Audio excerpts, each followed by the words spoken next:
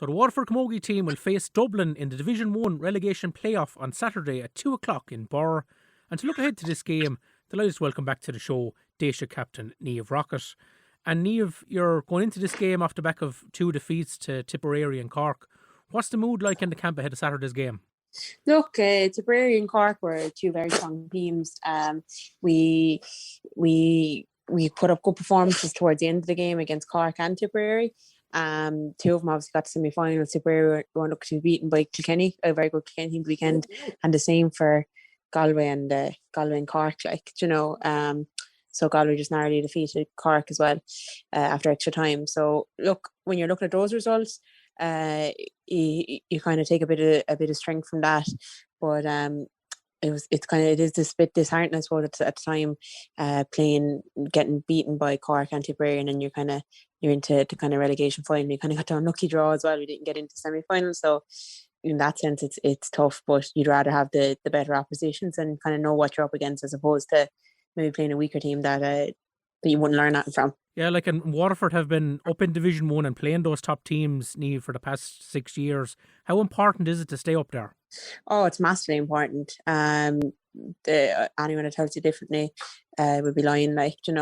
It's massively important. You want to be the best, you have to play with the best, you have to compare yourself to the best, you have to know what the margins are.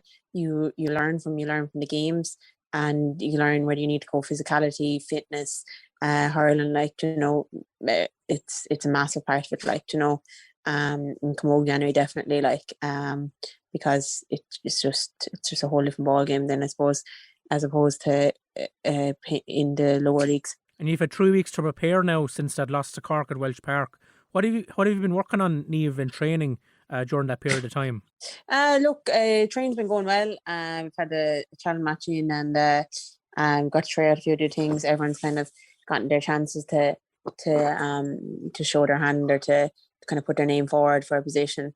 We've done a lot of fitness work, a lot of condition work with Jimmy and David, and then a good bit of hurling with Derek and Doxer as well.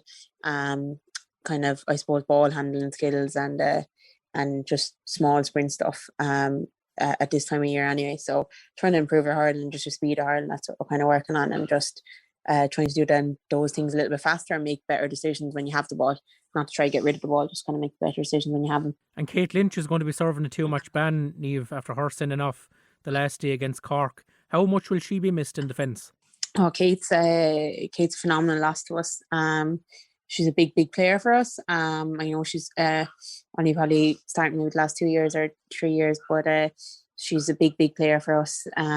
And she's just brilliant herself in the rain on the wings there last year were just phenomenal up and down. She was mimicking her playing nearly off Lorraine, what a role model to look up to, She was very good, and even playing in club and playing against her in club, for Galtier, you know how good of a player she is. So she'll be sadly missed, but there's girls chomping at the bit to get in, and girls mad to, I suppose that shows the competitive element of the team.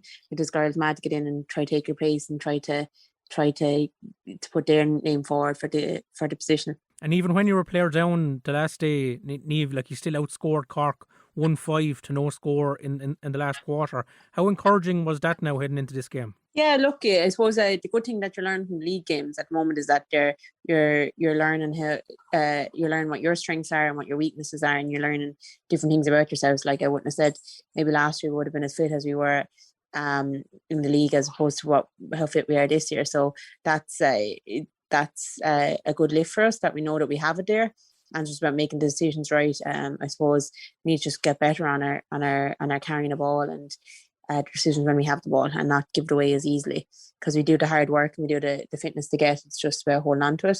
And it was great to, I suppose, in the last 15 minutes that we finished strong and that we never gave in, and that was good. It shows good resilience, a good character to the team, that they wouldn't give in and they wouldn't put the heads down, especially if they're after starting slow, that they were fairly relentless, in fairness, in our match play. That's definitely positive to be taken from it. And you got a late goal, Niamh, the last day against Cork that I have to ask you about. Bet Carton played a short free to you and you buried it in the the roof of the Cork net. It was a bit like something that Paul Flynn and John Milan did back in a Munster final back in the day. Is that something that you've been practicing in training? No, I wouldn't say that now. Myself, I bet wouldn't be practicing a lot of things in training, maybe blackguarding each other in training, all right, but we wouldn't be practicing that kind of thing. Beth's just a phenomenal player, and the vision she has when she has the ball. I think I kind of know what way Beth plays, and Beth knows what way I play, and we're able to pick each other out well. So I knew when she was standing over it, I wasn't going to shout my name too loudly. I just said the Cork backline were after giving me probably 3 or 4 yards, and I knew there was kind of it was a tight enough. We were a good few scores down, so I gave her the signal to kind of hit it over, and thankfully I stuck it. It would have looked bad now. I'd say it's one of those things that you get off a manager. If it comes off, it's the brilliant thing, and if it goes wrong, it's you're afraid to look over to the sideline. Very good. But thankfully it worked out, and Beth's just she's great vision of the ball. So I'm sure she'll claim an assist like in the soccer to that one again. I'm sure she will. And Niamh, like we've seen fans returning to inter-county games over the past few weekends. Will you have some Waterford supporters cheering you on now in Bork come Saturday? Yeah. Obviously, you're allowed 100 per game, and I think the tickets go to go on sale online. So we'll be encouraging anyone to go to it if they can. If the tickets aren't sold out, I'd say there'll be a few people around that we're looking to go. So it's kind of first come first serve. But it's brilliant to get supporters back, and it's brilliant to get. I know it's in Burr in Offaly. The game is on, but it's brilliant to get supporters back, and just it's nice to see a familiar face in the crowd. You know, it's kind of encouraging. It's not kind of silence on the pitch anyway. Even looking at the games last week, the hurling games, it's great to hear a bit of momentum from the stands. Yeah, are your family looking forward to getting back out there? You've getting back to the stands to shout John? Oh, definitely. Yeah, they're all popped out with the champagne anyway. They were still living on that for a couple of months now, but they're definitely all popped out with the champagne now. They'll be delighted to get back, and they'll be delighted to do it now, especially coming into the summer months. It's their whole weekends, and all my family, they'll be all mad to go to the games, and looking forward to seeing the games. I'd say they've after watching some Camogie games online the last couple of months, so they'll be delighted to go out and get back at it. Hopefully it'll be there for going into the club season as well, so they will get a couple more the local people as well. I think it's a great boost for anyone that's a GA fan, that they can go to games and watch games. It's a great it's nearly a novelty to be doing, Yeah, I know they had the champagne out, Niamh, when you won your All-Star. I'm sure that's long gone by now. Oh yeah, they had champagne out. Yeah, they when they won the All-Star, they're still celebrating that. I think they're still on about throwing a shindig for that. So I'm sure the invites will be out on WLR there at some stage. Great stuff. When everyone's vaccinated, yeah, they'll be all with the shindig for that. So no, they'll be delighted now to get back involved. They live and breathe it. So it's great to have them as support.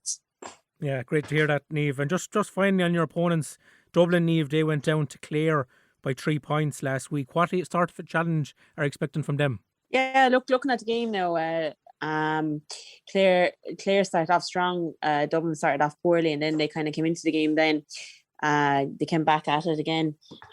You're expecting a big physical game. They have a lot of very fit players. I'm sure Adrian O'Sullivan will have them well primed. He's over them this year, and sure, you'd know after being on the Women's Hurling podcast, he'll know every Camogie player inside out and upside down. So I'm sure you'll have them well primed, and no one, as you said, such a big game, no one wants to be relegated. Dublin be similar enough to ourselves, they would have gotten to semi-finals there a couple of years ago, and then kind of didn't go to quarterfinals the last couple of years, but would have been thereabouts. So they'll be looking to stay up and hold their mark up at senior and up at Division 1. So I'd say we'll be in for a battle. We know it's pure doggedness. It'll be now the team that wanted more on Saturday. Great stuff. So Waterford versus Dublin in the Division 1 Camogie relegation playoff throws in at 2 o'clock on Saturday at St Brendan's Park in Burr. We'll have updates throughout the afternoon here on WLR. And Daisha captain Niamh Rockett, thanks so much for your time this evening. Thanks a million, Tomas. Bet Carton doing a bit of a Paul Flynn on it to Niamh Rockett. Rockett with a rocket to the roof of the Cork net. consolation goal for Waterford, but it was a bit like the Munster final, Shane, back in 03, if you remember, Paul Flynn to John Milan and back in the net. Yeah, absolutely. Good, quick thinking. It goes to show that Waterford not giving up, and Bet wasn't happy to take the score, took a chance getting across to Niamh Rockett, but what a shot, what a off our left side. Now you're hurling. Lorna Porca with Tomás McCarthy on WLR.